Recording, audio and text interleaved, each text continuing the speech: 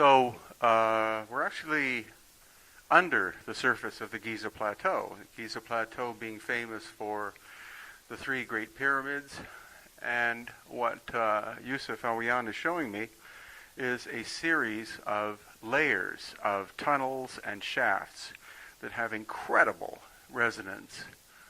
The confusing thing to most people is that they think that the dynastic Egyptians built everything, but we're seeing definite evidence that a previous culture that was technologically more advanced than the dynastic Egyptians were able to carve things like these shafts, some of them going down at minimum 100 feet, straight down, and then there are horizontal tunnels. Later on, the dynastic Egyptians came and used some of these as places of burial, but we see the obvious transformation because we see hieroglyphics and that sort of thing that the dynastic Egyptians used, but the Cometians were prior to the dynastic Egyptians, and they didn't actually require the use of hieroglyphics. It's something similar that we see in Peru in the oldest and most advanced cultures. You don't see art. You see form and function. You see beautiful surfaces, incredible technological achievement, but you don't see artistry and drawings and paintings, or even the need to put writing on the walls. It was either an oral tradition or even more advanced than that. It may have been that the initiates were in fact telepathic, and that the knowledge you wouldn't bother carving somewhere. It would simply be passed from one who had the knowledge to one who was of the level to use the knowledge, not for the general public. Simply amazing.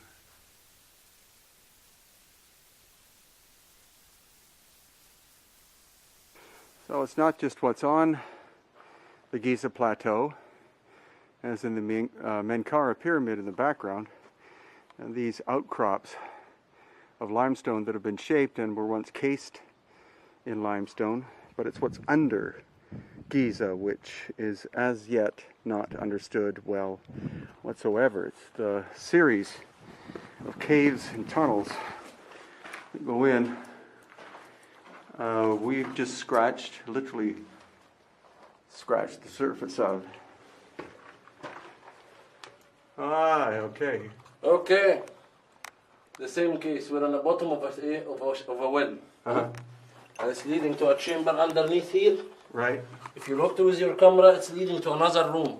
Wow. And the other room has wells that's going into the third level underneath. Oh, so the third level is below us still. It's below us. Wow. Yeah. So we took it from above. Right. So the shafts, Uh-huh. from the first to the second, from the second to the third, and here, from the third and going down. Uh-huh. They locked the other room recently. Wow. But if we can sneak through here, we can see it. Mm-hmm. What do you want to do? That's okay. Okay. I think it's tea time. Okay. But we can still look at it from the bottom here. Okay.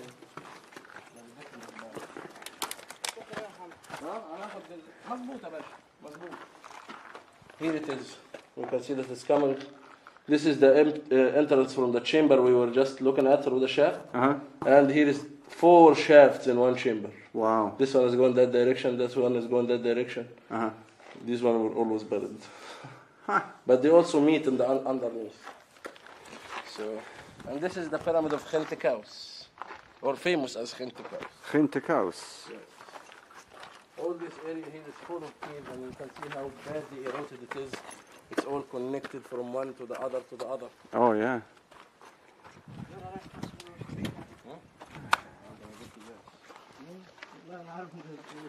So again, this is a good example of where you can see that this is this little pyramid is bedrock. And you see where the indentations are. That's where the casing stone would have been inset. No sugar, please. No sugar at all? Yeah. But the casing stone not only went on the surface in the pyramid shape, but it locked into the limestone, making an incredibly strong structure. Because prior to the dynastic times, these Pyramids at Giza were used for vibratory function, possible power production, as odd as it sounds. You needed to have a hyper-tight building. It wasn't done for an egotistical pharaoh who said, give me perfection. The pharaohs never built these. They inherited them. This here contained the writings of Khentkaus here, and you can see it's not as... The writings was also added. But the important thing is the remaining 2 pieces of stone from granite and the figure in it that reminds us with the shape of the false doors as well. Oh, yeah. This is, of course, the marking of the machining because someone wanted to take a piece from this to make it a millstone. Right. So this is where we see the original interior of this little pyramid, and this very curious material in between the pyramid itself, the core of the pyramid, and the casing stone here. It's in a direct line, seemingly, between casing stone and the pyramid itself. And this limestone is full of fossils. That's a fossil of a clamshell. And so much crystalline content, it glistens. So just to give you an indication of where we are, this is the so-called Great Pyramid. Here we have the second pyramid and the third pyramid. I no longer refer to them as Menkaure and Khafre and Khufu because just because they were named after those pharaohs doesn't mean that those pharaohs had them constructed. These are most likely much, much older than the pharaonic Egyptians. The more that we travel through the land, especially with the guidance of Yusuf Awaken here, the more insights we're getting, which you can't find in any possible book.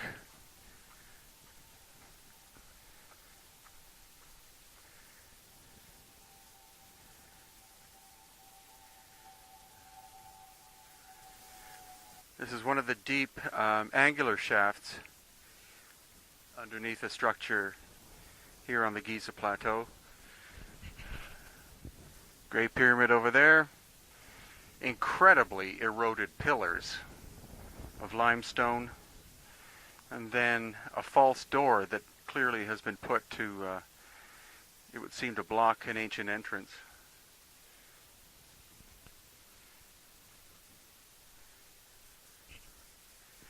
So what is seen on the surface here is a tiny fraction of what is under not only the sand of Giza, but also inside the surface, under the surface of the bedrock here.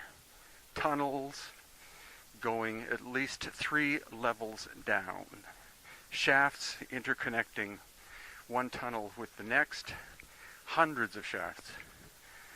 Some of them are used as tombs by the later dynastic Egyptians, but many of them not.